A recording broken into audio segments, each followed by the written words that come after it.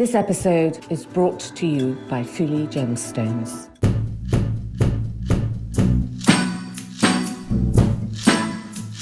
You grow up being a Scandinavian, of course, you're going to be influenced by your own cultural heritage. So there is that Viking inheritance. And definitely. And that sort of purity, that simplicity of style, isn't there? It's very Scandinavian. I mean, almost everything my mom has made has this very Scandinavian, simple, clean lines. Welcome to If Jewels Could Talk. I'm Carol Woolton, the voice of jewellery, an author, broadcaster, and the woman who initiated the role of jewellery editor at magazines like Tatler and British Vogue.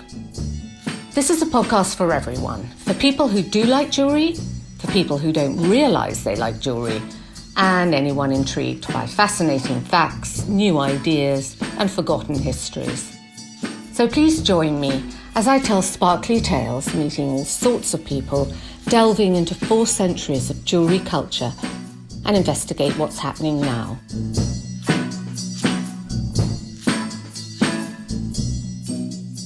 I'm delighted to be talking today about a designer who has fascinated me from the first moment I saw one of her deceptively simple spiralling silver jewels that seems so modern and alive and expressive. The Swedish designer Vivianna Torun Bülow-Hübe was born in 1927, and she was a groundbreaking woman in every aspect of her life. First of all, she started an altogether different style in jewellery, simple silver jewellery set with beach stones with a purity of form. She was a fiercely independent feminist who had passionate love affairs and marriages. She was someone who only ever really wanted to be in her workshop creating things, who became a global legend. She was a very early advocate of diversity and inclusion, and she was winner of the Frederick Lunning Prize, which is basically the Nobel Prize for Arts and Crafts. It's the highest honour a craftsperson can have. And she's always been slightly enigmatic to me, as well as fascinating. So I am so delighted that we are joined here today by her daughter, the musician Marcia Coleman Bülow-Hübe, who knew her better than anyone else. And she is going to shed some light on Vivianna's fascinating art and her life. Marcia, thank you so much for joining us today. Thank you so much for having me. I feel very honored and pleased. And where are you speaking from this morning? I live in Copenhagen, so I'm speaking actually from my home. Which is very apt, given that Vivianna worked for so many years for George Jensen, creating, incredible collections of pieces that they still sell and still reproduce, don't they? Yes, they do. The watch has been the flagship of her creations, the open watch, which was taken into the George Jensen collection from the beginning when she started working with George Jensen in 1967. And it came into production in 1969. And it's still one of the most copied watches in the world. Because I think, that watch is an perfect example of her extraordinary, groundbreaking design, because she said it was the relentlessness of time that she hated. So she wanted to design a watch with no numbers. And it was really originally intended to be an ornament, wasn't it? And she only put seconds hands on it. And that was, she wanted it stripped of everything and not to feel that pressure of time. Exactly. She actually admitted it to some kind of I don't know if it was a competition or something, at the Louvre. And was it the Musée des Arts Décoratifs? Exactly. And she was actually pregnant with me when she made it. And they were supposed to admit a piece representing something they did not like. And my mom, she did not like time. And that's why she made this watch which was open on the side, which had the symbolism of not being caught by time. And then it only had a blank face where you could look at yourself, which was like a mirror. It's a mirror face. So you would be introspective. And then it only had the second hand, which symbolized that you should live in the now, every second, now. And this was before Eckhart Tolle, way before. So she had something going on there already. And it's very hard to reinvent the watch. Yes. There is just a design for a watch. So to turn it on its head, and as you say, for it still to be the most copied watch in the world is kind of extraordinary. Yeah, and with even with numbers and without. I've seen it in a market in Indonesia in light blue plastic. She wouldn't like that, would she? I don't think she cared at that time, So I wanted to know from you what it was like growing up with an artist like your mother, because how easy for you was it to associate your mother with the artist? I mean, did you separate them, or were they just seamlessly interlinked through your childhood? They were kind of seamlessly interlinked, but I was never aware of her, if you can call it fame or anything. She was just, she was mom, and she was sitting in her workshop, and she was working relentlessly, and a single mother with 2 children in foreign countries, raising 2 half brown children. And it was not easy.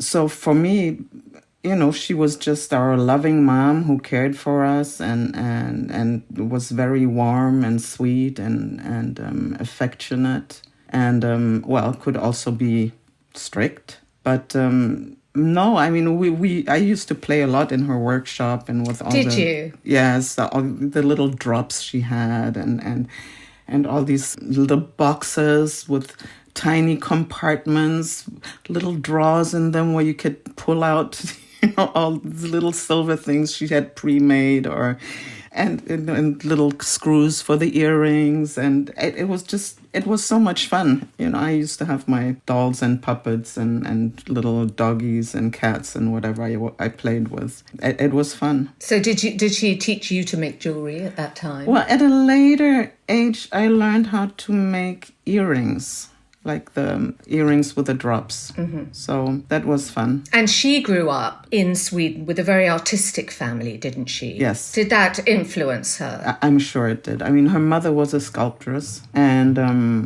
also played the piano. And I mean, her mother could do anything. She worked with wood. She gardened. She had amazing, beautiful roses and flowers, and was very versatile. And her father was an architect who I guess was quite busy. And this was in the country in Sweden, on an island? No, actually, my grandmother was born on the family island. Her father, my great-grandfather, who was a painter, he was the well-known painter Knut Ekvall, and his wife Teresia Burkovic was a singer and toured around in Sweden and played for the king and the children, the older children, the 4 older children also all played music.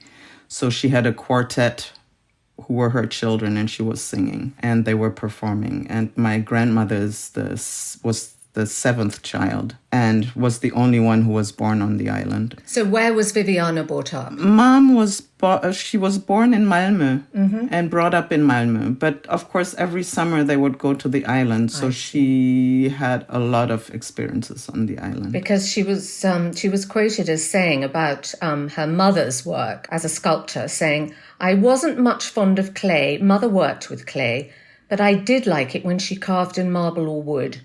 Messy clay was definitely not my medium. I prefer resistant material from which I can coax, as it were, a fluid curving movement." And that's interesting that she grew up in her mother's studio playing with different materials to find out what she liked working with. And then in turn, you grew up on the floor of your mother's studio. So going to the island every summer and sort of living surrounded by animals, the water, nature. Do you think that really influenced her searching to create this ultimate purity of form in her work? I believe that influenced her a lot. But from what I understand, one of the greatest influences for her was actually when she was figure skating. A figure skating on the lakes and rivers? Or? On the lakes in Sweden, well, it gets very cold, so especially on the lakes. I think she also figure skated for competitions. When you figure skate, you do these 8s. You actually figure skate an 8 number. And when you look at all her Möbius jewelry, if you would open it up, the Möbius is like the figure 8, which you put together. And the inside becomes the outside, and it's the same form. And you can see it in all her Möbius and even in the swirls and that there is this ice skating feel to it. And Möbius strip is the mathematical form with a one-sided surface known as the infinite eight. So that's why she called it Möbius. Exactly. Incredibly difficult to create in metal. Yes, in the way she created it, because if you take a long strip of paper, and you turn it and put it back together, then you have the Möbius. But she made it in a way that it's oblong and not round, and nothing, it becomes smaller. And so she perfected actually the shape of the Möbius. Which has got extraordinary movement in it. Which comes from the ice skating. So she loved ice skating. That must have been hard when she left Sweden, and for the rest of her life she lived in places that she couldn't ice skate. Well, I mean, we lived in Germany for 10 years, and she took me ice skating and oh, did she? Taught me, or tried to teach me. And I think it's we're all neurodiverse in the family. And I think the balance of skating helped my mother very much also, because it helps the frontal cortex of the brain. That's interesting. And so quite early on, she discovered what she could do with metal, and she decided to pursue going to the city to work with a silversmith. What was her moment where she really thought, silver is going to be the thing that I work with? I'm not sure what her moment was, but I know that when she was at the art university in Stockholm, she was enrolled in several classes, and she did not like painting because she couldn't express herself two-dimensional. And then she actually went to the furniture department and found some rattan. And then she found some wires, and, she didn't have money, so she couldn't use silver wire. And she started making jewelry with this brass wires. And I think from then on, she would have actually liked to do things in silver. But the defining moment, I don't know. So it was a gradual process, probably much more gradual than... Yeah, I think it was a more gradual process. And I mean, silver is beautiful because it's easy to work. It's easier to work with because it's a bit softer, and it's softer than gold, and also feels more organic on your skin and less pretentious. And my mom did not like pretense at all. That's why when Diamonds Are a Girl's Best Friend with Marilyn Monroe came out, she was not caught up in that, and she started making jewelry with pebbles from the beach instead. So she's at Konstfack School of Arts and Crafts in Stockholm. And, having talked at the beginning about her groundbreaking life, I mean, I think in some ways she described herself as reckless. I've done reckless things. And one of the earliest things was to be pregnant when she went to school. I mean, she did appear to make her life very difficult. I mean, imagine trying to study with all the other students and you're, 18, or she was 19 and she's got a baby to feed. She's got to financially cope with the baby and study. Incredibly difficult. Yeah, it's quite amazing. She was the first student to have a baby, and she would bring my big sister and park her in the baby wagon next to the headmaster's car, because that was the only car in the parking lot, obviously, because back in the day, not so many people were driving cars. This is in 1946. And I have personally huge respect and admiration for her as a human being, because she was, for me, my biggest role model is my mother. Because she encompassed that artistic desire with managing to be an excellent mother, which we know is very hard. And the feminism, in 1946, that was unheard of. Most women weren't even studying. No, you're right. And then she was a single mother on top of it. And then she went to Paris. And that's where she met your father? Well, no, actually what happened was in 1948, her parents gave her as a present a trip to France. And they were babysitting my big sister. And somehow, I don't know how, she ended up in southern France on the beach collecting stones for her jewelry. That's where she got the idea to collect stones for the jewelry, because she was looking at them and they looked so beautiful and they'd been polished by the sea for hundreds of years. And for her, that was the most beautiful alternative to precious stones. And this man came up to her and asked her what she was doing and took the stone and took out his little knife and carved this face on the stone. And I don't know what happened to that stone. And then wished her good luck and left. And then this child came up, this little boy, and he asked, oh, what did Picasso want from you? What did Picasso say? And she wasn't even aware it was Picasso. So that was her first encounter with Picasso, by chance. How funny. And then she re-met him later. She re-met him again in 1955. And there's a wonderful picture that we'll post on Instagram of her with Picasso, looking at one of her silver collars with beach pebbles. Exactly. Then a couple of years later, Marianne Greenwood, who was a jazz photographer mainly, organized somehow that Mom had an exhibition with Picasso at the Picasso Museum, which ran from 1958 to 1960. So it was his pencil drawings on the walls and her jewelry in showcases in the middle. Incredible honor that he wanted to exhibit with her. Yes, and she was very young. She was 31. He said, if I would have made jewelry, I would have liked to make jewelry like Torun or something like that. Yeah, because he did make some, and we did a podcast a little while, if anyone's interested to scroll back through our library. We did go, there was an exhibition in Barcelona about the jewels Picasso made. So, interesting. But like her, I think, it was nothing about being precious. Mm-hmm. It was much more the sort of emotional input and egalitarian aspect of it, that anyone could wear it doing anything. Yes. My mother and my father actually met in 1955 in Stockholm. And your father was an African-American artist. Yes. And then they settled in Paris. They settled in Paris? It sounds like, as your mother said, it was not strictly comme il faut to have a mixed marriage in Paris at that time. Not at all. In 1956, it was almost unheard of. I mean, it wasn't as bad as in the States, because there my father could have been killed for being with a white woman. But it was difficult, and the French kind of didn't look well upon that. They were subject to racism, weren't they? And yes, they were subject to racism. And she said, and you'll tell us if this is true, that they really, it was the jazz circles, the people like Billie Holiday who embraced them.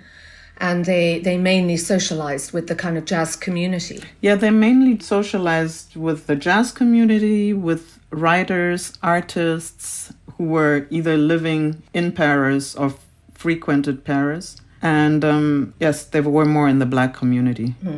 Who accepted them. Yes, who accepted them. And she was, as we've alluded to, this incredibly fiercely feminist, independent woman. And I think there's a book of her conversations with a writer called Anne Weston. And she quoted your mother, which is what I love, is that she said, "I was thinking about the type of woman who went around in mink coats and extravagant jewellery, which they kept in bank vaults for fear of theft, showing off how much their husbands were worth, or just how much they were worth to their husbands. To me, this was horrendous. I thought women should be independent and go out to work." And her jewellery really expressed that, didn't it? It expressed for young women or women who didn't have such a strong self-esteem to wear this, to reflect attention to a woman giving her value in her own right. Exactly. You can see that in some of her... in some of her early jewelry, where you have a choker where you can hang a pendant, but you can also wear it without the pendant. And those pendants would be in crystal. They would never be in precious stones. A lot of them were actually the pendants. The first pendants she used, the drops she used, were not even crystal. They were glass. Mm-hmm. They were actually, she had bought a whole pouch of glass crystals, which were for chandeliers, at a flea market. And that's all these, in all beautiful kind of colors. And that was the predecessors to the ones where we're actually using rock crystal or rose quartz or, more semi-precious stones. But the whole idea was that you should be able to wear this jewelry while you're hanging your laundry, or which was still very much a woman's job at the time, and going to the theater or going to work. So you would wear this bracelet and this collar during the day, and then maybe you didn't have time to go home and get changed before you went out, and then you would just hang in the drops and put on your earrings and hang in the drop also on the bracelet. And then you would be ready, and have some extra set of shoes with you, and then you would be able to go out. So she wanted her jewelry to be practical, and you can also see it in all the forms she makes. They are all sculpted to the body. So it's comfortable to wear, and you can do anything with it. I mean, you can even go to sleep, forget, to take off your jewelry, and it doesn't bother you. Do you sleep in? You've got the most beautiful silver collar on today with a drop. What drop have you got on, Marcia? I have a very old pebble. It's beautiful. I inherited. It almost looks like it could be onyx or a large black diamond, just with this subtle sheen. It's beautiful. Yeah. Do you ever sleep in that? Is it comfortable? No, I don't sleep in my jewelry. I don't either. I always take mine off. Well, I don't know. It probably has happened. Yeah. So she was really before her time, way before her time, because this is now common for people to say all day long jewelry, but it wasn't at that time. Women really dressed up, as she said, in their fur coats and diamonds. Yes, and I don't know. I think I have inherited that from her also. That I'm not too keen on all this to seem and not to be. I think also in the way she dressed, she was very expressive in showing her own personality. So she dressed in colors, and she always had some crazy striped pants or. And she made a lot of her clothes herself even. Did she? She bought a lot of Marimekko back in the day and sewed her own clothes so they would fit to her jewelry. And she was very creative. She was a very good seamstress also, yes. She was very beautiful. She was a great person to wear her jewelry. She was very beautiful. She was very beautiful, but I don't think she really knew it, because she grew up, most of her friends were boys, and she grew up when we still had gender roles. People used to call it a tomboy. I don't like that expression, but, that's what they said at the time. So she wasn't very feminine, so to say. So what word would you put at it now? How would you describe it now? I think she was a bit more gender neutral. Mm-hmm. Yeah. And how did she first get together with George Jensen, the great Danish silversmith that started in the sort of 19th century and still has stores all around the world? How did she get together with them initially? Well, she met the director then, and he had a look at a collection of her jewelry and says, we will take this right away, and took her whole collection after she had been for years having her own workshop with a lot of jewelers or smiths who were working for her. So for her, it was a huge relief to not have to sit every day and produce and do the production. But now she had the time to just be 100% creative and make new things all the time. So because if you have to do the same thing over and over, it doesn't leave you that much time for being more creative. And I guess they had the workshops that were able to cope with her technical innovations. Because also she had her own techniques. So, she also obviously had to teach them what kind of techniques she was using to produce. Because even the Mobius, that's very, very hard to perfect. Yeah. What do you think she'd think now that these designs that she created for them all that time ago are still their bestsellers and still reproduced? Frankly speaking, I don't think she would be surprised. I mean, she passed away only 17 years ago or something, and, having children and grandchildren, and, I think she could also always see that this would go on because her pieces are so timeless. And so much has changed since the 40s until 2004 when she passed away.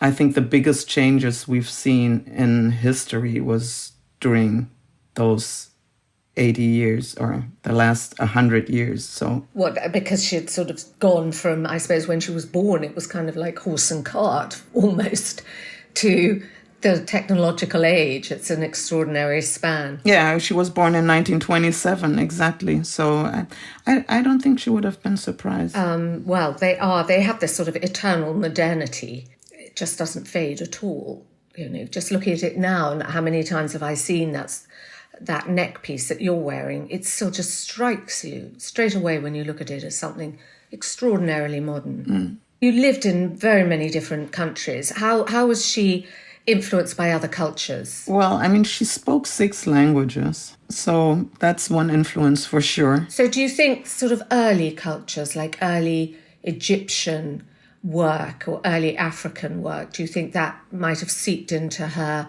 mindset and come out in her work? Actually, it did in the very beginning.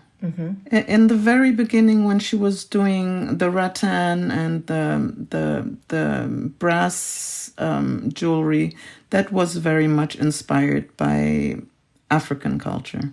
But I think after that, she mostly went into work with inspiration from nature, be it water, be it, the ice skating, or I remember her making a ring which was kind of big, and when you went like that, it would flip. And it was because she had been sitting in her garden or in Indonesia, and she saw this bird which it's called prenjak, the bird, and it goes, tweet, and then the tail goes up like that.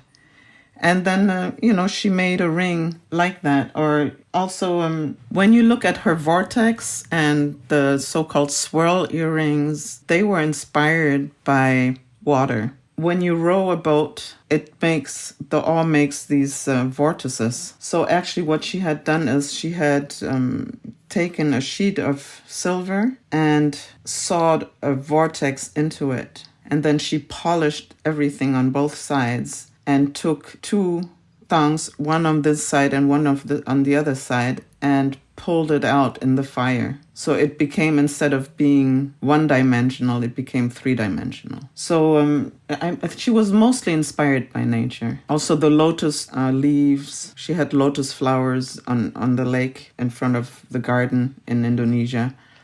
So she also made these earrings and pendants for George Jensen, which are a lotus leaf, actually, stylized. And she worked on social projects in Indonesia, didn't she? Yes, the first time she came to Indonesia, she met a young opal cutter, actually made a few designs. He had this little workshop, and so she made a few designs for him. And then when we moved to Indonesia in 1978, she started a much stronger collaboration with him and taught several goldsmiths how to make her jewelry, and they were using stones and shells and all materials from Indonesia. Why did you move to Indonesia? Oh, actually, we moved to Indonesia because my mother was part of a spiritual movement, and the founder came from Indonesia. And she wanted to be closer to the community where it originated from. And so that gave you a very spiritual basis for your life. Well, actually, she joined this movement in 1968 already. When, after my father had left, she was going through a very difficult time. And this helped her to move on, because she was in very much despair. With 2 young children and her marriage breaking up.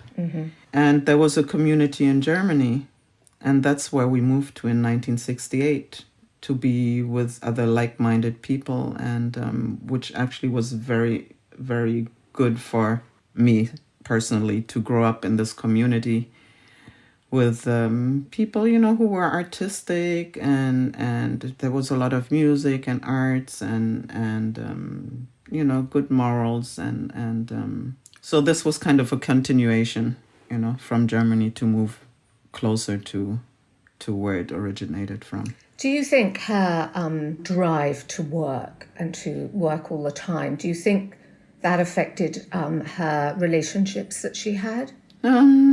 Probably, you know. She was quoted as saying she was no good at communicating verbally. She'd rather speak in the language of silver. Yeah, personally, I think that was one of her hang-ups, because I understand that, because I speak 5 languages myself, and I don't feel that I can express myself properly, well, intellectually in any language. And I think that's what she was feeling. But I think she could communicate very well.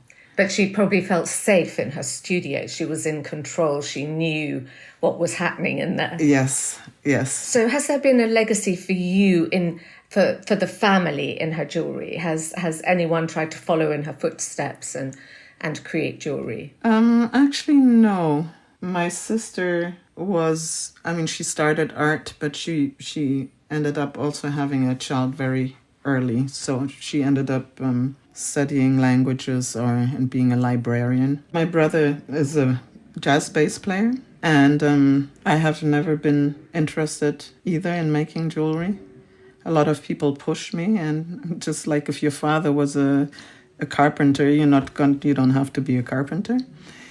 And I've always been interested in music and singing, but since I personally also got my first child when I was 21, and have been in several relationships, and only started singing now at the age of 59. So I'm starting a new profession now. Probably inherited from your great-great-grandmother. Yeah, exactly. It's amazing how these things kind of come through the DNA. Yeah. So maybe, you'll have a grandchild who'll take up jewellery design, something like that.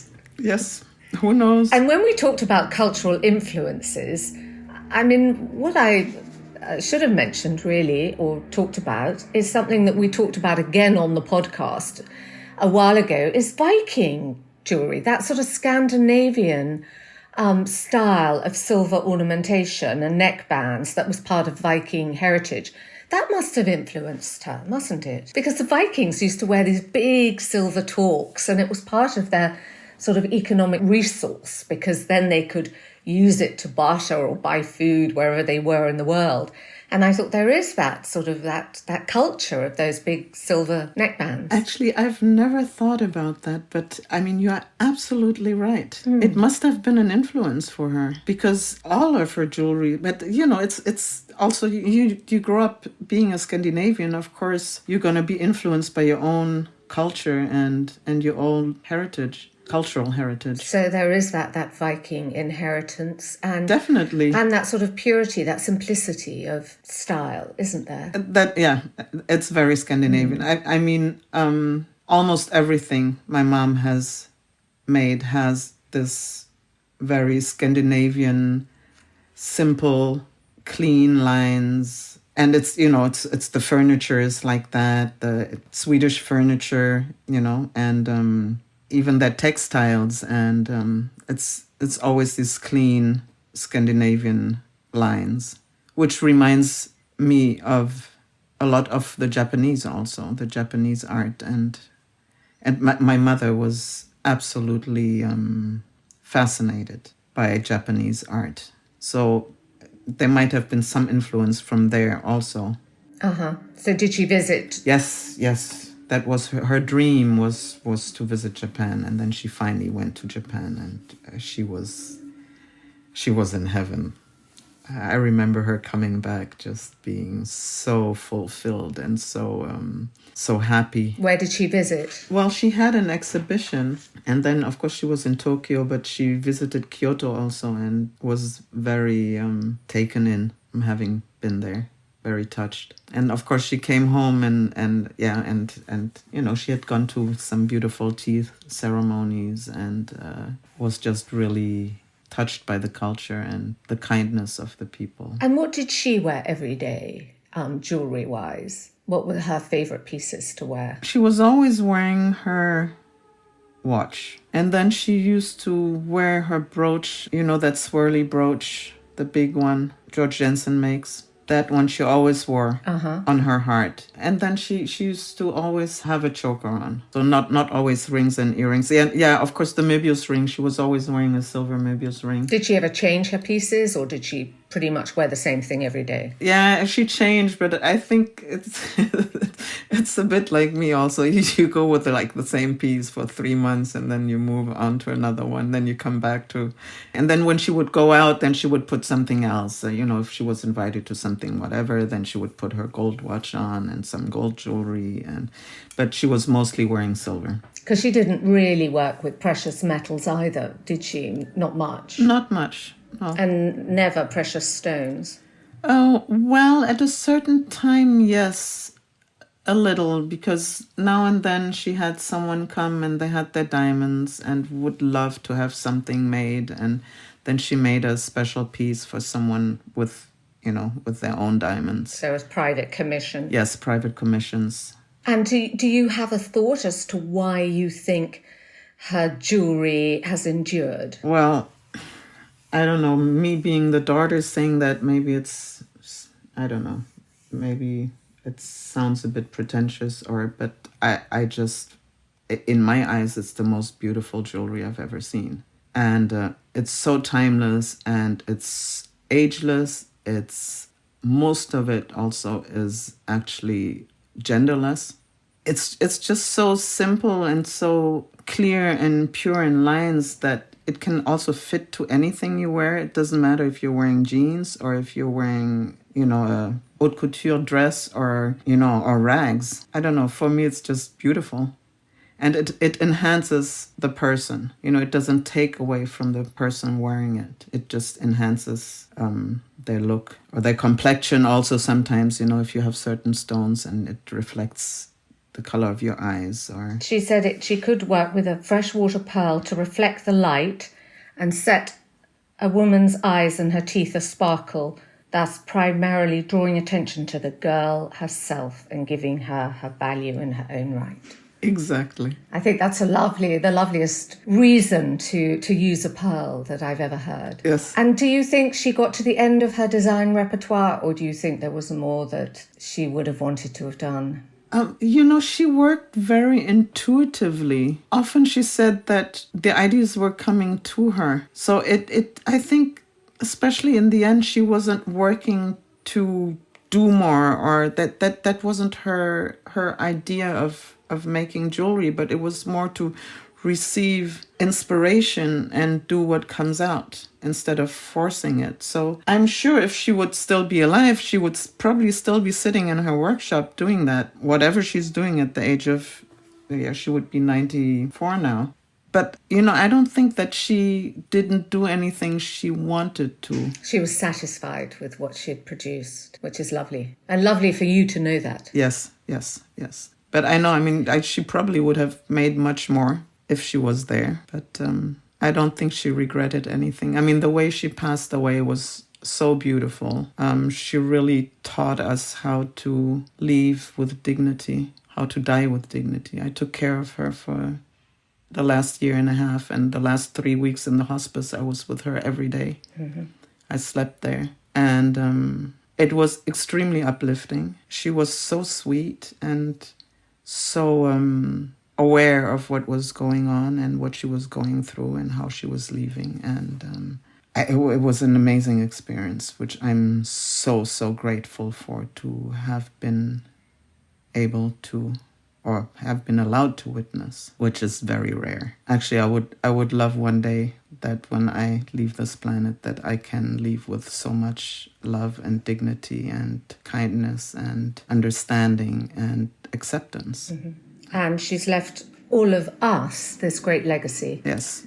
I would like to add that my mother was, besides all the beautiful jewelry she made and everything, she was an extremely kind and supportive human being. She supported a lot of people morally and also financially. She has left us, the family, an amazing legacy of her work, but also who she was as a person, and has been a role model for many, many women, especially. Yes, it's interesting. She was lots of dichotomies, as you say, a role model for women, but genderless, yes. really. Yeah, at the time, especially for women, obviously, because women were oppressed. I mean, we still are partially oppressed, and even in our so-called Western countries. So, but I mean, she has been paving the way, because, you know, I'm a feminist. My kids are feminists. You know, all my children are feminists, be they whatever genders they are. I'm a queer family, so most of us are queer in the family, and we're all feminists. So, and I'm sure it goes on to the next generation. Thank you so much for talking about her life and sharing your reminiscences, Marcia. There'll be so many people who will so enjoy hearing this, having seen her jewellery and admired it, to hear a little bit more about her. I thank you. Thank you. This was very beautiful to do this. Thank you for the opportunity to speak about my mother and her life. Thank you for joining us. For more information about this and other episodes of If Jewels Could Talk, go to our website, carolwoolton.com/podcasts. And if you liked it, please share it any way you can. And you'll find us on any of the platforms where you find your podcasts, where we'd love a rating and a comment. And do subscribe to the podcast feed. I'll be back again in 2 weeks for the next Jeweled Nugget. And I'm going to take you mudlarking. I'm going to be talking with the best-selling author Laura Maitland, who brought mudlarking to a wide audience, not least Stanley Tucci, Hollywood A-lister, who now goes mudlarking with his son, saying, "It's a thing some of us do, the nerdier ones." So we're going to explore what he means. And also I'll be talking with Ruth Tomlinson, the jeweller who found some garnets in the river, and she made them into a piece of jewellery. So we're going to talk to her about that too. So please join me again in 2 weeks, and thanks for listening. Goodbye. If Jewels Could Talk with Carol Woolton is produced by Natasha Cowan, music and editing by Tim Thornton, graphics by Scott Bentley, illustration by Jordi Labanda, and you can find me on Instagram at Carol Woolton.